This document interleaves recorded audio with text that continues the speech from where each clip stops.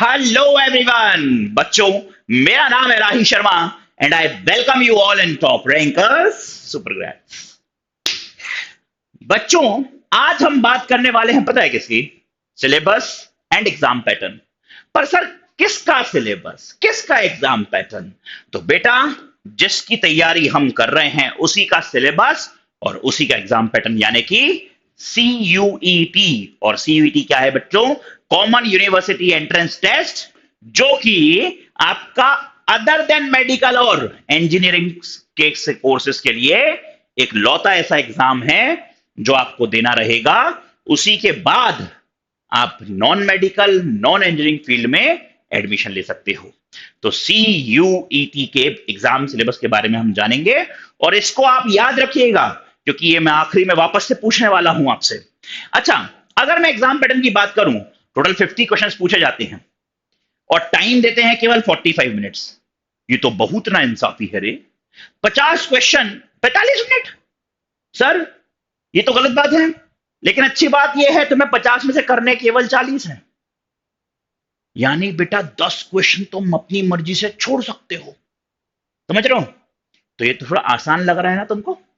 ये उतना आसान होता नहीं है, क्योंकि अगर 6 से 8 लाख बच्चे बैठ रहे हैं अगर एग्जाम में, तो 200 बच्चे, 200 बच्चे ऐसे होते हैं, 200 के आसपास, बल्कि कम ही, जो फुल मार्क्स लेके आ पाते हैं। यानी कि ये एग्जाम नीट जेडबलई से ज्यादा टफ या उनके बराबर टफ है। समझ में आ रही है? और बच्चों, 40 क्वेश्चंस करने हैं, हर एक क्वेश्चन सही करने पे आपको 5 मार्क्स मिलेगा, यानी कि 200 मार्क्स का पेपर होता है। और हर एक गलत करने पे नेगेटिव मार्किंग भी है, यानी कि -1 हो जाएगा। अब अगर हम आगे बढ़े, तो आखिर हमें सर पढ़ना क्या होगा इसके लिए? क्योंकि सर मैं जानता हूं नीट के लिए, जेडबलई के लिए क्लास 11 पढ़ना है, जिसमें केमिस्ट्री में 14 चैप्टर्स हैं, जिसमें बायो में टोटल आपके 28 चैप्टर्स हैं। सर बहुत सारा सिलेबस है। तो सर ये तो, और फिर 12th में आऊंगा तो केमिस्ट्री में सर अगेन मेरे पास 16 चैप्टर है, टोटल 30 चैप्टर हो गए। यहां बायो में 16 चैप्टर है, टोटल 32 से 34 चैप्टर्स होगा सर बायो के। सर इतना सारा पढ़ना रहेगा इस एग्जाम में। What to study? Only class 12th। शौक लगा ना? लगा ना शौक? क्योंकि भाई तुम्हें जो बोर्ड्स में पढ़ना है वही तुम्हारे सीयूईटी में आने वाला है। जो आपको बोर्ड्स में पढ़ना है वही आपके सीयूईटी में आने वाला है। यानी कि सीयूईटी 2025 बायोलॉजी के एग्जाम में आपको पढ़ने रहेंगे चैप्टर्स कौन कौन से? आपको पढ़ने रहेंगे बच्चों reproduction in organism, sexual reproduction in flowering plant, human reproduction, reproductive health, principle of inheritance and variation, molecular basis of inheritance, evolution।